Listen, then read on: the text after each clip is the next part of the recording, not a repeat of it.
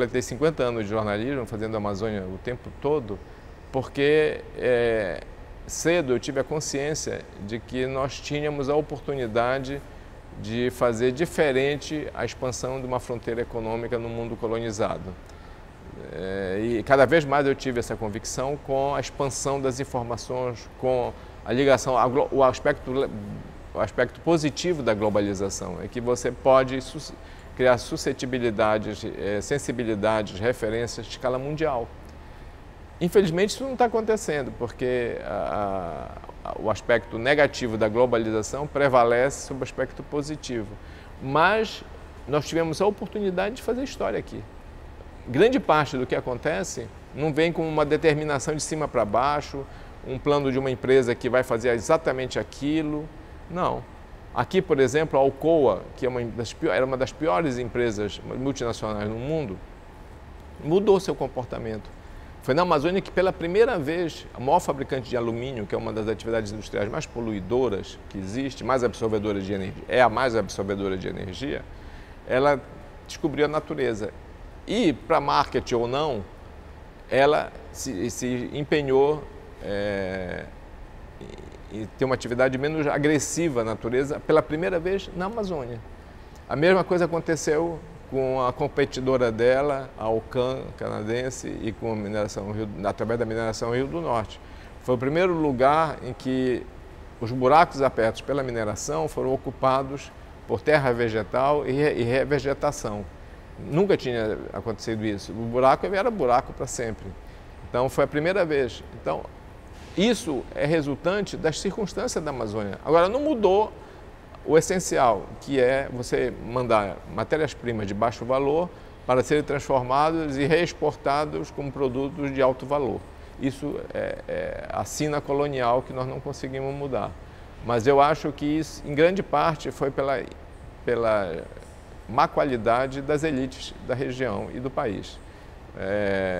Eu sou daqueles que acham, ao contrário dos marxistas ortodoxos, que o componente humano é importantíssimo. As grandes regras econômicas, a oposição entre capital e trabalho, a busca da mais-valia, isso existe, mas não tem para mim o peso que os marxistas atribuem. Eu acho que um componente humano, as circunstâncias geográficas, um determinado momento, podem modificar substancialmente e até revolucionar as coisas, desde que você tenha a visão da história no momento em que ela acontece. Qual é a importância do jornalismo? É que ele é guiado pelos fatos. E os fatos são como se fosse um controle magnético. Se aquele fato é importante, o magnetismo provoca a atenção do jornalista e ele vai atrás.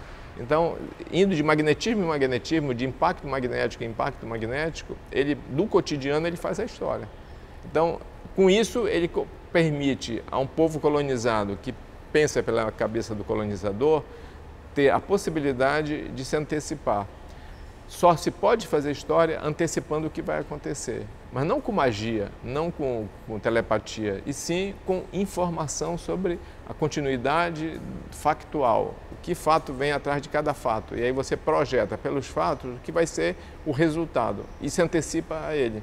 O que nós não temos, não conseguimos de jeito nenhum é essa antecipação. E por isso o resultado desse processo é negativo.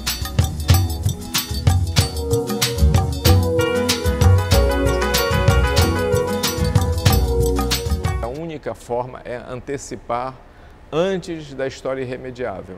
Porque nós temos 50 anos desse processo de ocupação. Já é um ciclo maior do que o da borracha. Não só maior em tempo decorrido, como em importância. Já se extraiu de Carajás, a partir da primeira exportação em fevereiro de 84, mais valor do que em toda a exploração da borracha. Não é por acaso que foi montada uma ferrovia de 870 quilômetros, com 12 composições indo e voltando o tempo todo ao longo do dia, transportando minério equivalente a 30 milhões de dólares por dia para tirar minério de ferro, transferir a melhor jazida de minério de ferro para o Japão, para a Ásia. Porque na Europa, quantidade é muito menor e o processo de transformação do minério de ferro em aço é mais intenso. Mas na Ásia, seja no Japão, seja na China, há um estoque. Uma parte vai para a produção, mas é tão precioso que outra parte fica como reserva. Porque um país consciente do processo não vai usar um minério de ferro com 65%, 67% de hematita pura diretamente. Ele vai misturar com o minério pobre para ter o minério médio, que é o minério australiano. Nós exportamos todo o minério sem estabelecer regra de qualidade. Então, deveríamos fazer blendagem, não deixar que esse minério saia dessa forma, porque não vai ter nunca mais. A jazida do NS11, que é a que vai ser iniciada a exploração este ano ainda, ela vai durar 40 anos. O que é 40 anos em geologia? Não é nada. O que é 40 anos em história? Não é nada. Então, quando esse trem começar, vai ser pior do que o primeiro trem de fevereiro de 84. Então, não mudou nada, ao contrário, piorou. Então, qual a única maneira de evitar esse destino manifesto? É colocar a ciência na ponta da linha, se antecipar.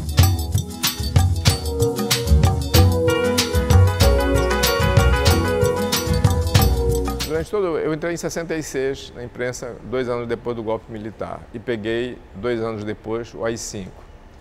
E durante todo esse período, até a redemocratização em 85, eu tinha um pé na grande imprensa, no Estadão, na Veja, Isto É, e um pé na imprensa alternativa, Opinião, Movimento, Jornal da República, porque a alternativa era uma imprensa menos poderosa, uma imprensa de menor repercussão, mas que podia publicar, em tese, o que a grande imprensa não podia. Quando terminou o regime militar e voltamos à democracia, a teoria que entrou em funcionamento na hora é que não precisa mais de imprensa alternativa, porque a grande imprensa vai publicar tudo, tem plena liberdade. Eu acreditei, entre 85 e 87, eu acreditei que realmente ia acontecer isso, mas não aconteceu, porque eu comecei a ver que algumas matérias minhas deixaram de ser publicadas na grande imprensa. Eu estava há 18 anos no Estadão e o meu projeto da imprensa regional, que daria uma visão real da Amazônia e não uma visão exótica a partir do sul, porque a São Paulo ia ter que aceitar o texto tal como ele fosse elaborado na sucursal de Belém, isso acabou, foi abandonado. São Paulo percebeu que ela era autora de boa parte dos danos causados na Amazônia e não ia fazer autoflagelação nas páginas do Estadão. Em 87, quando a morte do Paulo Fonteles, e que eu não pude publicar tudo o que eu tinha apurado, aí eu fiz o Jornal Pessoal achando que aquele era só ainda um momento de transição da ditadura para a democracia, que não é como um passe de mágica. Mas à medida que o tempo avançava e o Jornal Pessoal persistia, e eu esperava até, desejava que ele não continuasse, porque era muito sacrificante por todos os aspectos, eu fui ver que o Jornal Pessoal começou a se especializar, sem querer, naquilo que a grande imprensa não publicava. E por que a grande imprensa não publicava? Por causa da autocensura. Enquanto o inimigo era o governo, o inimigo era o censor que ia à redação do Estadão, nós convivíamos com o censor permanentemente na redação, parece que a imprensa se sentia desafiada e queria publicar. O Estadão começou a ser censurado logo depois do AI-5, porque no dia seguinte, dia 19 de dezembro de 68, o dono do jornal na época, o Júlio de Mesquita Filho, escreveu um editorial, Instituições e Frangalhos, violentíssimo contra o que tinha acontecido contra o AI-5 e foi censurado. O jornal foi apreendido. O jornal que tinha ajudado 4 anos atrás a depor o presidente constitucional João Goulart. Então, o jornal em 4 anos mudou, porque ao contrário do que hoje se propaga, o PIG, a imprensa golpista, o partido da imprensa golpista, havia aquilo em 64, mas a partir de 68 deixou de haver. E não há hoje. O jornal, no último lampejo da sua tradição liberal, o jornal rompeu com os militares dos quais ele era aliado. Então, em 87, parecia que ia voltar, como era na democracia de 46. Mas isso não aconteceu porque o Brasil se tornou um país mais complexo, mais poderoso, mais rico do que antes. E os próprios jornalistas começaram a negociar a sua liberdade, a sua autonomia, a sua independência. E as empresas a estimular essa negociação. Todas as grandes empresas jornalísticas passaram a impor aos seus melhores quadros se transformar numa empresa limitada, uma empresa individual. E quando você cria uma empresa, organiza na economia formal, com todos os encargos decorrentes, que são pesados, você pensa duas vezes antes de arriscar o seu emprego. Porque no dia seguinte você continua com as mesmas obrigações e até para fechar a empresa é caro e não tem mais a receita. Então os jornalistas começaram a negociar. E em 92, 90, ninguém antecipou o Plano Collor. Ninguém. E vários jornalistas sabiam. Por que não anteciparam? Então aí tem um outro componente, além da vontade do dono, além dos interesses corporativos, além da aliança com a elite, além da aliança com o governo, os jornalistas foram se acovardando. Eles foram aceitando a autocensura em troca de mais dinheiro. Então, alguns jornalistas mais famosos e tornados mais famosos pela própria mídia passaram a cobrar altos preços, não como o Lula, naturalmente, pelas suas palestras. Então, passaram a fazer palestras em circuitos fechados. As suas informações passaram a ser informações privilegiadas para o grupo interessado e que podia pagar 40 mil, 50 mil reais para um jornalista fazer palestra. Então, os jornalistas começaram a se amolecer, começaram a se acovardar e começaram a passar para o outro lado. O patrão dele deixou de ser o leitor, o povo, a sociedade, para ser quem paga. E porque eles viraram empresas. Quase todos os grandes jornalistas, os mais famosos, divulgados muito, com a sua foto no jornal, com a sua imagem na televisão, eles hoje são negociantes da informação. Eles não são mais jornalistas, são negociantes da informação. Então, o Jornal Pessoal insiste na diretriz que é: eu apurei o fato é relevante, eu divulgo.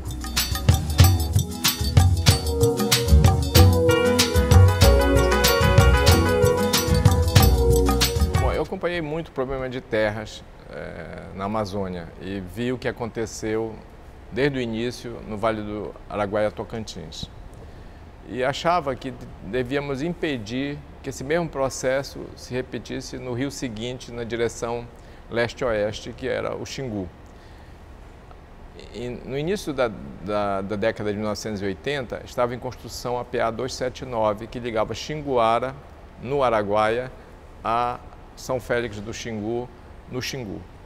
E fizemos uma campanha, eu tinha uma coluna diária no Liberal, eu fiz uma campanha para que fosse interrompida a construção dessa estrada, que ela ia ter 220 quilômetros de extensão e estava no quilômetro 70, 80.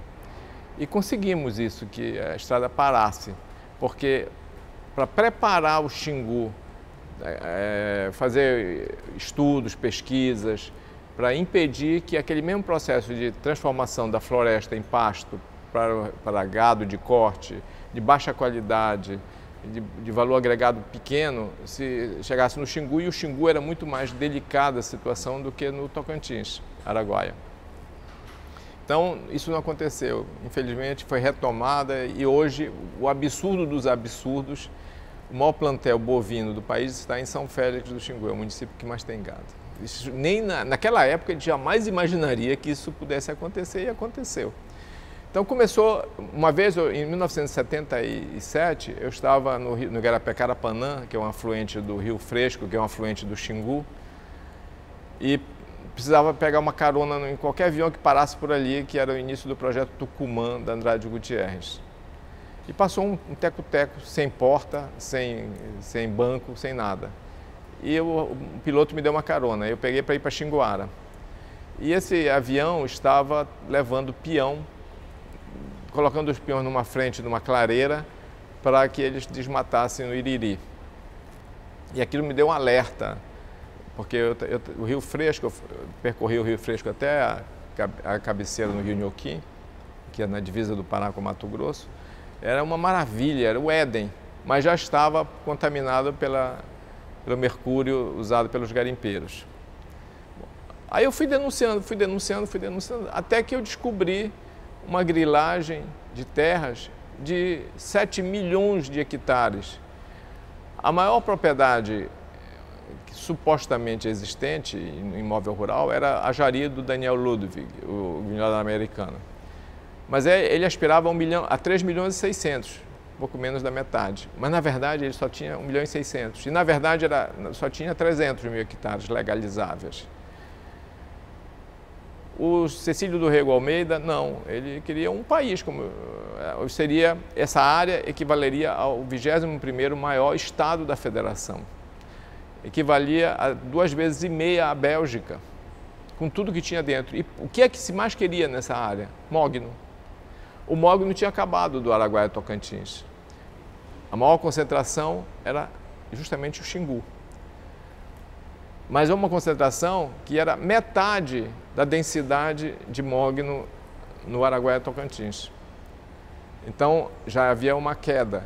E o mogno era o bem mais valioso, mais do que minério, mais do que qualquer outra coisa. Então era isso que se queria, extrair mogno, como se fez. Então eu comecei a denunciar isso. E o Cecílio era dono da CR Almeida, uma grande construtora, nascido no Pará, mas que se criou todo no Paraná. E ele fez uma ofensiva contra mim e contra as pessoas que se opunham a esse plano dele. Mas insistiu em cima de mim e entrou com ação.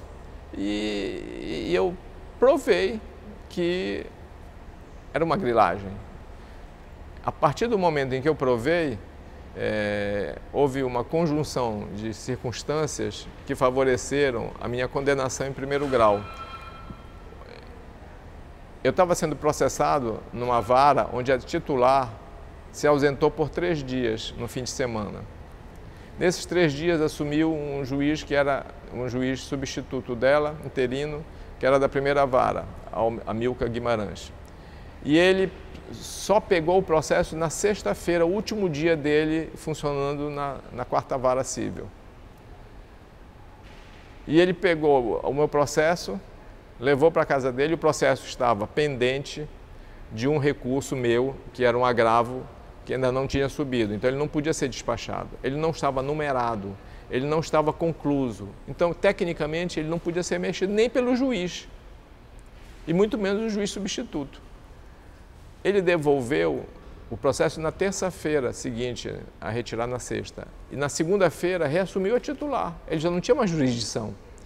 Para poder me condenar, ele fez com data retrasada, a sexta-feira. Ele retirou às 10 horas da manhã. E como é que ele poderia, um processo de quase 400 páginas, como é que ele podia dar uma sentença, que foi longa, a sentença dele, lendo o processo todo e ilegal. Não tinha mais a tutela jurisdicional. E eu provei, porque o computador registrou o momento da saída e o momento da chegada. Eu provei através de uma certidão nos computadores do tribunal que ele não tinha mais competência.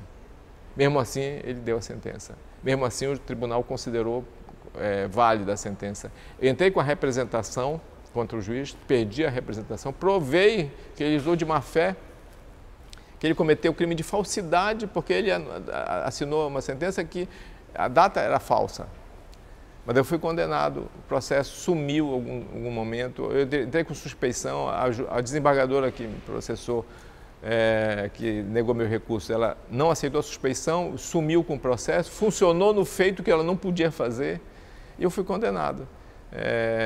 Então, foi os 2 desembargadores que deram sentenças favoráveis a isso na Justiça Comum me processaram, junto com o madeireiro que fazia o jogo do Cecílio, e então eu acabei pagando o pato.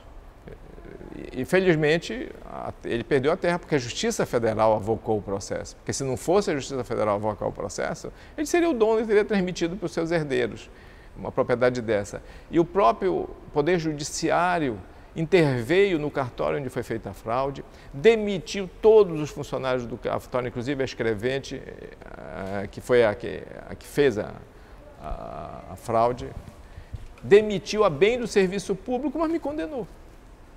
Então, é a forma como o patrimônio público é administrado. e a justiça que tinha o dever de ser conscienciosa, porque é bem do patrimônio do povo que foi esbulhado.